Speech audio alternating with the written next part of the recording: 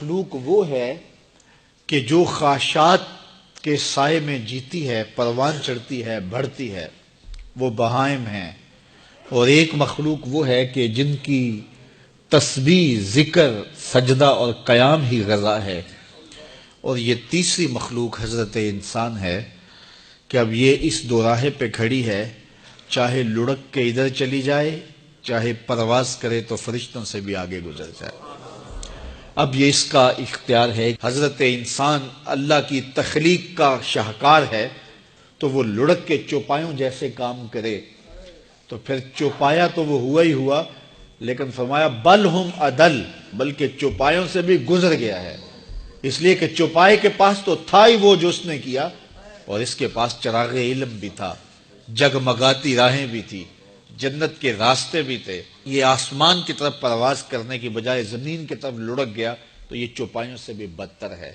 اور اگر یہ دوسرا راستہ جو کہکشاؤں سے بھرا ہوا راستہ ہے، نور و نکہت سے سجا ہوا راستہ ہے، اس خیر کی راہ پہ گامزن ہوتا ہے تو پھر فرشتے بھی اس کی قسمت پہ رش کرتے ہیں، پھر فرشتوں سے بھی آگے گزر جاتا ہے. یہ اللہ تعالیٰ نے ہر طرح سے راہیں اس کے لیے اجال دی ہیں، فطرتاً بھی اور انبیاء اور رسل کے ذریعے بھی، کتب کے ذریعے بھی، صحیفوں کے ذریعے بھی، مصلحین کے ذریعے سے، عقل و فہم جو دیا گیا اس کے ذریعے سے. یعنی انسان کے لیے کوئی شک والی بات نہیں کہ اسے پتہ نہ ہو کہ یہ راستہ خیر کا ہے اور یہ راستہ شر کا ہے. یہ اس کو اچھی طرح آگہی دی گئی. جب کوئی چوری کرنے لگتا ہے، دیوار پھلانگتا ہے، اس کا دل دھڑکتا ہے. یہ اللہ تعالیٰ کی طرف سے وارننگ ہوتی ہے تو غلط کام کرنے جا رہے ہیں. جب کوئی ڈاکہ مارنے لگتا ہے، ناکہ لگا کسی کو روکتا ہے، تو اس کا دل ڈرتا ہے کہ تو جرم کر رہا ہے. جب بدکاری کو کرنے لگتا ہے تو اس کا دل ڈولتا ہے کہ تم غلط کام کرنے جا رہے. جب کوئی کسی کو قتل کرنے لگتا ہے تو جب وہ مقتول پہ حملہ آور ہوتا ہے تو دل ڈولتا ہے کہ تم غلط کر رہے ہو.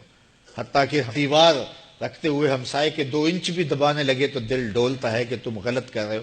یہ جو تیز تیز دل دھڑکنے لگتا ہے گناہ کرتے ہوئے، تو یہ اللہ کی طرف سے اسے بتایا جا رہا ہوتا ہے کہ تم غلط کر رہے ہو. حضور سے پوچھا گیا کہ ایمان کیا ہے؟ فرمایا جب نیکی تجھے خوش کر دے اور گناہ تجھے دکھی کر دے، فانتا مومن، تو تو مومن ہے. تو کسی کو پوچھنے کی بجائے اپنے اندر سے فتویٰ لیا جاتا ہے، اندر ہی بتاتا ہے کہ اچھائی کیا ہے، اندر ہی بتاتا ہے کہ برائی کیا ہے. اب وہ کس راہ پہ چلے گا؟ میرے حضور نے فرمایا جنت کا راستہ مشکل اور کٹھن ہے، اور جو جہنم کا راستہ ہے وہ آسان اور آراستہ ہے، شہوات سے سجا ہوا راستہ ہے. اب تمہیں پتہ ہے کہ انجام کیا ہے اور تمہیں اختیار دیا گیا ہے. بعض لوگ اختیار کو اللہ کی رضا سمجھ لیتے ہیں، تو یہ بات جانیے کہ اللہ کی رضا میں اور اس کی مشیت میں بڑا فرق ہے. بعض لوگوں کی رسی اللہ نے دراز کی ہوتی ہے تو لوگ کہتے ہیں اللہ راضی نہیں ہے تو ایسا کیوں ہے. یہ کون سی کہانی ہوئی؟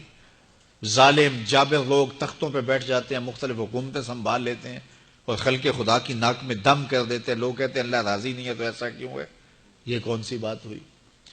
تو یہ ہمارا ایک خود ساختہ کہا ہوا جملہ ہے. حقیقت میں کیا ہے کہ اللہ کی رضا اور ہے، اللہ کی مشیت اور ہے. یہ اللہ نے ہاتھ دیے ہیں. اللہ کی رضا یہ ہے کہ ان ہاتھوں سے اچھے کام کیے جائیں. آنکھیں دی ہیں تو ان آنکھوں سے قرآن مجید کی تلاوت کی جائے، اللہ کی قدرت کی نشانیاں دیکھی جائیں. لیکن ان آنکھوں کو شہوات سے بھر دیا جائے، ان ہاتھوں کو ظلم سے بھر دیا جائے تو اللہ روکتا نہیں ہے. ایسا نہیں ہے کہ بندہ گالی دینے لگے تو زبان ٹیڑھی ہو جائے. ایسا نہیں ہے کہ بری نظر سے آنکھوں کی بینائی کمزور ہو جائے. ایسا نہیں ہے تھپڑ مارنے لگے تو ہاتھ رک جائے. ایسا نہیں ہے کہ وہ میخانے کی جانب چلنے لگے تو پاؤں کی انگلیاں ٹیڑھی ہو جائیں، چلا نہ جائے. ایسا نہیں ہے. یہ اللہ کی مشیت ہے.